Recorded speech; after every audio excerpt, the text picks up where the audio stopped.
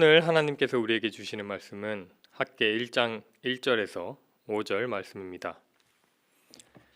다리오 왕 제2년 여섯째 달 곧 그 달 초하루에 여호와의 말씀이 선지자 학개로 말미암아 스알디엘의 아들 유다 총독 스룹바벨과 여호사닥의 아들 대제사장 여호수아에게 임하니라. 이르시되 만군의 여호와가 이같이 말하여 이르노라. 이 백성이 말하기를 여호와의 전을 건축할 시기가 이르지 아니하였다 하느니라. 여호와의 말씀이 선지자 학개에게 임하여 이르시되 이 성전이 황폐하였거늘 너희가 이때에 판벽한 집에 거주하는 것이 옳으냐. 그러므로 이제 만군의 여호와가 이같이 말하노니 너희는 너희의 행위를 살필지니라. 아멘. 학개는 이스라엘 백성들이 바벨론의 포로로 잡혀간 지 70년쯤 지난 후의 이야기입니다. 70년이라는 시간 동안 국제 정세에도 변화가 있었습니다. 크고 강력한 제국이었던 바벨론을 페르시아 제국이 정복한 것입니다. 페르시아의 초대 왕이었던 고레스는 바벨론을 정복한 이후 점령지에 관대한 정책을 폈습니다. 이전에 이스라엘을 정복했던 아수르나 바벨론이 민족 말살을 위한 억압 정책을 편 것과는 다르게 고레스는 그들의 신을 인정해주고 자유롭게 섬길 수 있게 하면서 페르시아에 충성을 다하게 하는 회유 정책을 사용했습니다. 그에 따라 이스라엘 백성들은 포로에서 벗어나 본국으로 귀환할 수 있게 됩니다. 그렇게 고향으로 귀환한 이스라엘 백성들은 기쁨과 감사함으로 예루살렘에 모여 번제를 드리고 성전의 재건축을 시작합니다. 하지만 해방의 기쁨과 성전 재건축의 기대도 잠시 여러 가지 방해로 인해 성전 건축이 중단되게 됩니다. 에스라서 4장 23절 이하의 말씀입니다. 아닥사스다 왕의 조서 초본이 르훔과 서기관 심세와 그의 동료 앞에서 낭독되매 그들이 예루살렘으로 급히 가서 유다 사람들을 보고 권력으로 억제하여 그 공사를 그치게 하니 이에 예루살렘에서 하나님의 성전 공사가 바사왕 다리오 제2년까지 중단되니라. 이어서 5장 1절입니다. 선지자들 곧 선지자 학개와 이또의 손자 스가랴가 이스라엘의 하나님의 이름으로 유다와 예루살렘에 거주하는 유다 사람들에게 예언하였더니 이에 스알디엘의 아들 스룹바벨과 요사닥의 아들 예수아가 일어나 예루살렘에 있던 하나님의 성전을 다시 건축하기 시작하매. 정리하자면 이스라엘 백성이 고레스 왕의 명령으로 본국에 귀환해서 성전 재건축을 진행했으나 여러 가지 방해로 인해 재건축이 중단되었고 이후 학개를 비롯한 다른 선지자들이 다시금 성전 재건축을 촉구하게 된 것입니다. 여기까지가 학개서의 배경입니다. 이런 상황 속에서 학개는 하나님께 총 4번의 말씀을 받아 이스라엘 백성들에게 전하게 되는데 오늘은 그중 앞선 2번의 말씀을 살펴보려고 합니다. 학개에게 임한 하나님의 첫 번째 말씀은 바로 중단된 성전 공사를 재개하라는 말씀이었습니다. 성전 건축이 중단된 상황 속에서 이스라엘 백성은 어떻게 하면 다시 성전 건축을 시작할 수 있을까를 고민한 것이 아니라 자신들의 논밭을 일구고 집을 꾸미는 것에 집중했던 것 같습니다. 하나님보다 다른 것이 더 중요해진 것입니다. 그런 백성들에게 하나님께서는 이렇게 말씀하십니다. 이 성전이 황폐하였거늘 너희가 이때에 판벽한 집에 거주하는 곳이 옳으냐. 그러므로 이제 만군의 여호와가 이같이 말하노니 너희는 너희의 행위를 살필지니라. 하나님께서는 백성들에게 자기 집을 고치고 자기 땅을 일구는 것에는 그렇게 빠르면서 하나님의 성전을 짓는 일은 어찌 멈추고 있느냐고 말씀하시며 너희가 상황이 어려워 성전을 짓지 못하는 것이 아니라 마음이 없는 것이 아니냐고 질책하십니다. 하나님이 학개에게 주신 첫 번째 말씀은 단순히 성전 재건만을 위한 것이 아니라 중심을 잃어버리고 하나님보다 다른 것을 더 중요하게 여기는 백성들에 대한 질책입니다.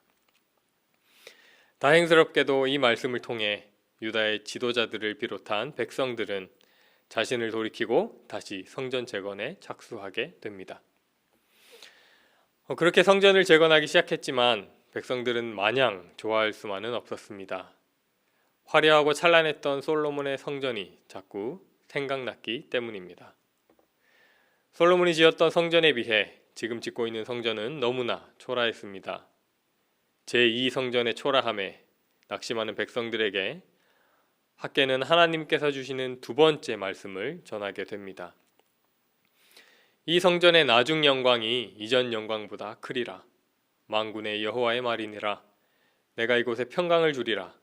만군의 여호와의 말이니라. 하나님께서는 낙심한 백성들에게 스스로 굳세게 하여 지치지 말라고 말씀하시며 앞으로 나타날 성전의 영광을 이야기하십니다. 지금은 외형적으로 초라하기 그지없는 성전이지만 하나님께서는 성전의 영광이 이전보다 크리라고 말씀하고 계십니다. 이것은 외형적인 영광을 말하는 것이 아닙니다. 하나님의 영광은 겉모습에 있지 않기 때문입니다. 성전, 오늘날로 말하면 교회, 이 교회의 본질은 겉모습에 있지 않습니다. 교회가 하나님이 합당하게 임재하실 수 있는 공간이 될 때, 그때 그 영광이 드러납니다.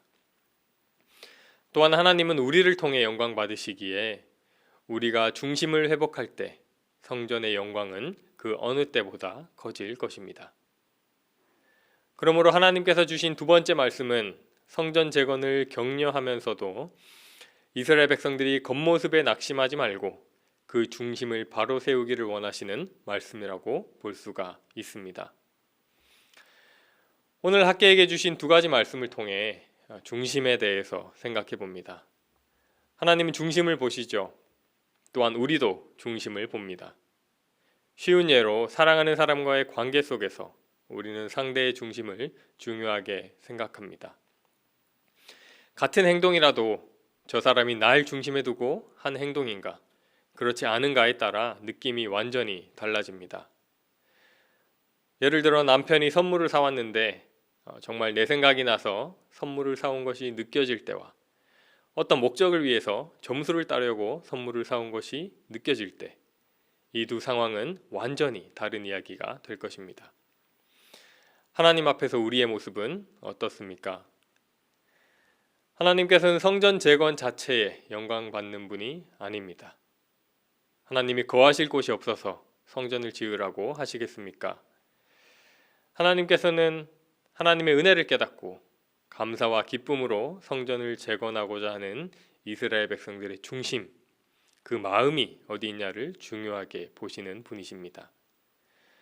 또한 하나님께서는 겉모습에 영광받는 분이 아닙니다.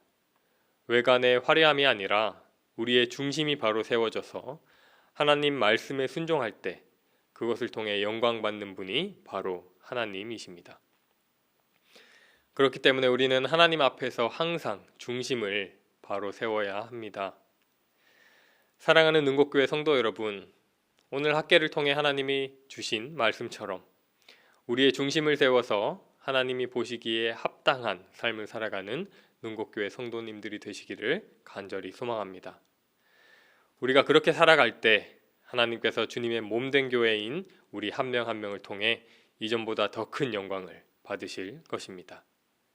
우리 함께 기도하겠습니다. 우리의 중심을 보시는 하나님, 학개를 통해 우리에게 주신 말씀처럼 우리가 중심을 바로 세우기를 원합니다. 삶 가운데 하나님보다 다른 것을 위에 두지 않게 하시고 겉모습이 아니라 중심을 볼 수 있는 은혜 내려 주시옵소서. 그리하여 우리를 통해 큰 영광 받아 주시옵소서. 예수님의 이름으로 기도합니다. 아멘. 함께 주기도문 하시겠습니다. 하늘에 계신 우리 아버지, 아버지의 이름을 거룩하게 하시며 아버지의 나라가 오게 하시며 아버지의 뜻이 하늘에서와 같이 땅에서도 이루어지게 하소서. 오늘 우리에게 일용할 양식을 주시고 우리가 우리에게 잘못한 사람을 용서하여 준 것 같이 우리 죄를 용서하여 주시고 우리를 시험에 빠지지 않게 하시고 악에서 구하소서. 나라와 권능과 영광이 영원히 아버지의 것입니다. 아멘.